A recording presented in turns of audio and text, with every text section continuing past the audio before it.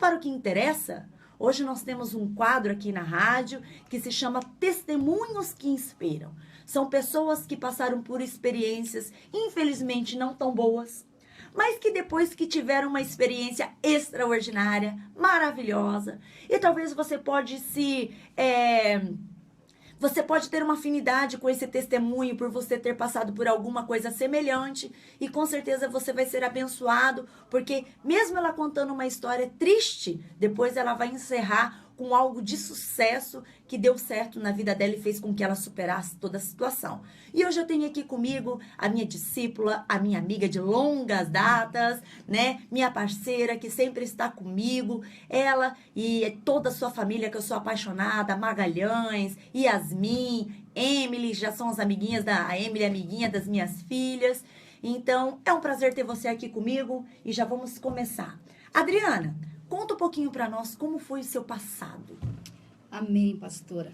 Bom, o meu passado foi bem turbulento. Eu sou de uma família de 4 irmãos, né? E os meus pais... Eu não fui uma criança desejada. A minha mãe engravidou namorando ainda, né? E por causa disso eles tiveram que se casar, né? Por causa da gravidez indesejada, os meus pais tiveram que se casar. E a partir daí, eles tiveram sempre um relacionamento muito difícil. Os meus pais, eles sempre, muita violência. A minha mãe era uma pessoa muito brava, né, muito nervosa. E o meu pai era uma pessoa, um marido violento, né? Ele agredia a minha mãe fisicamente, ele batia muito nela. Então, assim, as minhas lembranças do meu passado, na minha infância e da minha adolescência, não são as melhores, né? Sempre muita dificuldade, sempre um pai muito ausente, traições. Meu pai traía muito a minha mãe, ele sempre tinha uma amante, ele sempre tinha outras mulheres, né, além dela. Então, assim, ele sempre nos deixou muito por conta, não era aquele pai que provia as nossas necessidades, né? Ele saía e demorava para voltar, ele não tinha preocupações com a provisão dentro de casa. A minha mãe sempre contava uma história que quando ela estava grávida da minha irmã, depois de mim, que eu sou a mais velha, ele saiu para fazer uma viagem e ficou 1 ano para voltar. Meu Deus. Foi preso, né? Ficou preso na Venezuela, nós não sabemos o que ele estava fazendo lá. Boa coisa não era. Não era, e ele saiu para levar uma viagem num caminhão e ele ficou 1 ano sem voltar para casa. Então, assim, é uma história muito complicada. Se você não tem, né, um pai, se você não tem uma pessoa, uma figura paterna que te dê um suporte, é muito difícil você encarar a vida, né? Ou seja, você veio de uma família completamente desestruturada. Totalmente. Sem atenção, sem amor, sem carinho, sem um referencial Sem de um referencial. pai, de uma mãe. E você foi crescendo dentro desse ambiente e completamente desestruturado. E, na verdade, os maiores problemas da vida começam dentro do lar, né? Na infância. Com certeza. E aí, o que foi acontecendo de mais marcante na sua vida que fez você se tornar uma pessoa, assim, muito ferida, né? Problemática. Então, o que aconteceu nesse período por causa dessa desestruturação? Além da violência física que tinha, né? Que a minha mãe... Filho mais velho sempre apanha mais, né? Eu acho. Então, assim, ela tinha que descontar em alguém, né? Porque ela apanhava, então ela tinha que bater em alguém. Então, esse alguém, ali no momento, era eu, né? A filha mais velha. Mas, além de tudo isso, do que eu falei, das necessidades, né? Da violência e tudo, chegou um momento na minha vida que foi o momento mais crítico que eu lembro, quando eu tinha de 6 para 7 anos de idade, em que eu comecei a ser abusada sexualmente pelo meu pai. A sua mãe já tinha falecido nessa época? Não, a minha mãe faleceu em 2003.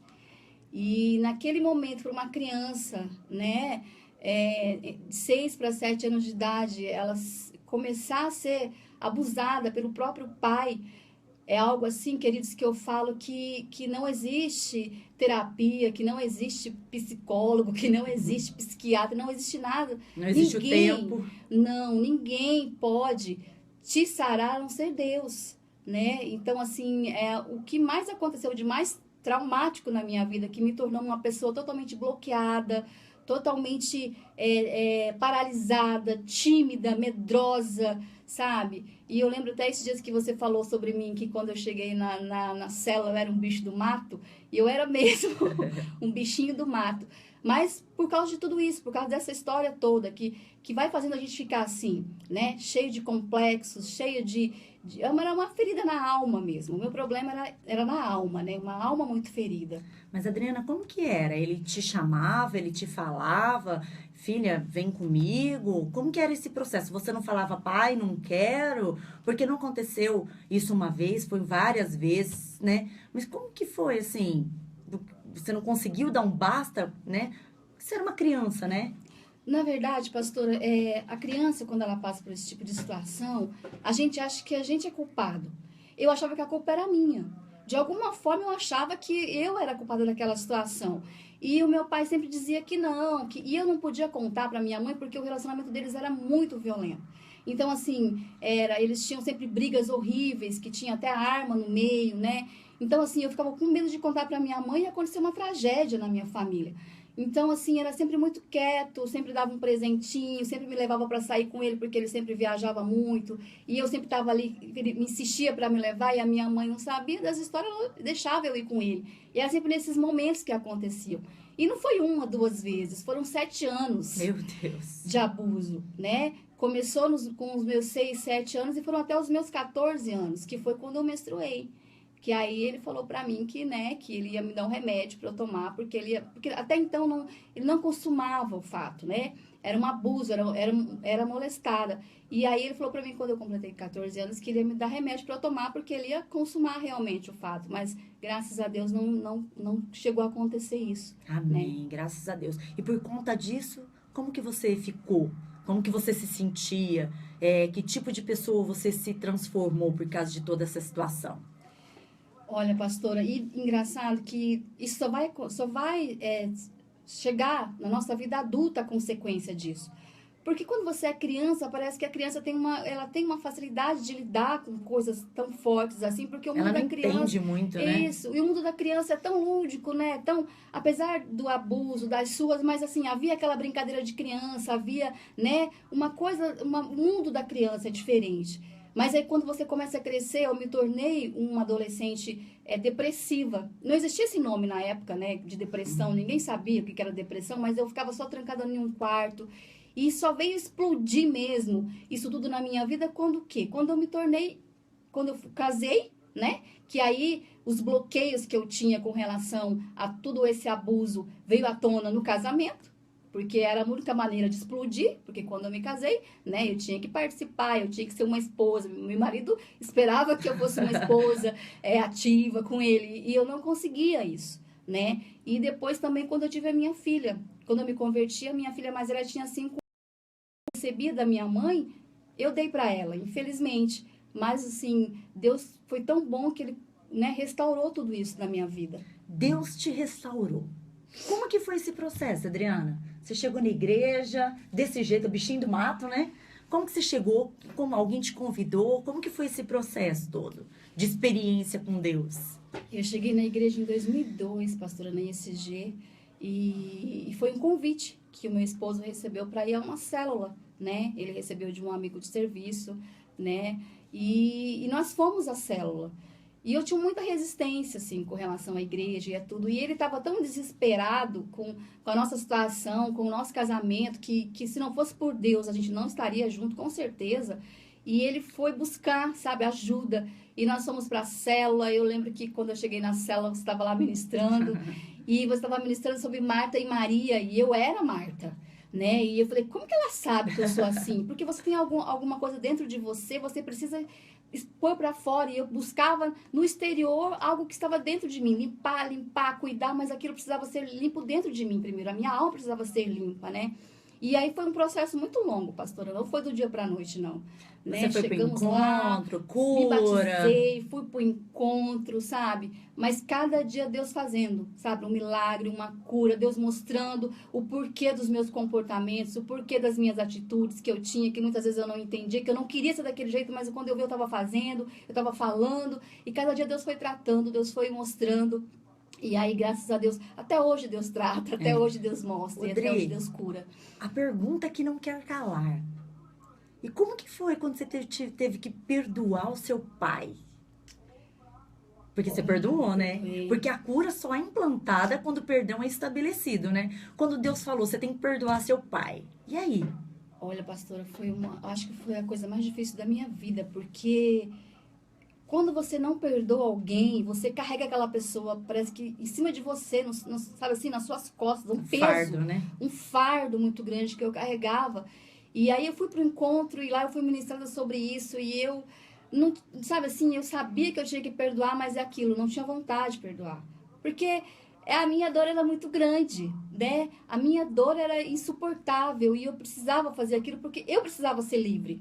Não era meu pai que precisava ser livre, era eu que precisava ser livre. E Deus foi trabalhando na minha vida, sabe? Foi trabalhando a cada dia, eu fui entendendo e eu consegui liberar o perdão para ele. Tanto é que a última vez que eu falei com ele agora foi no Dia dos Pais, que eu sempre ligo, né? Dia dos Pais, de aniversário. Eu liguei para ele no Dia dos Pais e falei: pai, mais uma vez, eu te perdoo por tudo que você me fez, sabe? Falei de Deus para ele e eu vi que ele embargou a voz, ficou do outro lado do telefone querendo chorar. Mas assim, é Deus, pastora. Não tem outra explicação. É Deus mesmo que nos capacita, né? Porque o perdão é uma decisão, não é um sentimento. Eu nunca senti vontade, mas eu decidi que eu tinha que perdoar para que eu fosse livre, né? Dri, Deus te lavou, te limpou, te restaurou, te curou, te libertou, arrancou os demônios. Amém, pastora. Quem que é a Adriana hoje? Ai, pastora, é maravilhoso falar de hoje. Não que eu não gosto de falar do meu passado, porque eu acho que, né, a gente passa pelas coisas, tudo tem um propósito. Mas hoje, assim, eu olho pra mim e eu não me reconheço. Não me reconheço. Não, sabe? é duas Adriana que eu conheço. Eu não me reconheço, assim, eu olho pra mim e falo, gente, mas eu era tão diferente, assim, eu era uma pessoa tão triste, sabe? Amargurada, tão amargurada, eu não conseguia conversar com as pessoas, eu não conseguia me relacionar com as pessoas. E assim, eu olho pra mim e falo assim, gente, que maravilha, hoje eu sou uma pessoa feliz, pastora. Sabe? Feliz, livre do meu passado, da minha dor. Deus curou a minha alma. Eu tenho uma Bem família casada, maravilhosa. Né? Eu tenho um marido maravilhoso, santo Magalhães. É verdade. Ele me aturou, gente. Caçador. Tadinho. Opa, não pode falar. Ele me aturou tanto assim durante, né, todo o processo difícil da minha vida. Então, hoje, assim, eu sou uma pessoa realizada, plena. Sabe por quê? Porque eu entendi, pastora, que por mais que eu não tenha nascido no momento que os meus pais planejaram, por mais que eu não tenha vindo do jeito que eles quiseram, né, por mais que meu pai disse que queria um filho homem, por mais que eu não tenha vindo, né, do sexo masculino, eu sou uma mulher, mas eu entendi que não foram eles que quiseram, foi Deus que quis, né? Foi Ele que me planejou, foi Ele que sonhou comigo. Então, é maravilhoso. Amém. Esse sorriso aqui, gente, é pura verdade, Amém. viu? Você pode ficar com ela assim, em todo momento, ela sempre tá com um sorriso nos lábios dela, porque é a demonstração do que Jesus fez na vida dela, de transformação. Dri, nosso tempo está encerrando com pouquinhas palavras mesmo. Com a sua história de vida. Talvez alguém tenha passado por alguma coisa semelhante como você passou. O que você tem para dizer para essas pessoas? Olha, pastor, eu sempre falo que Deus nos escolheu, né?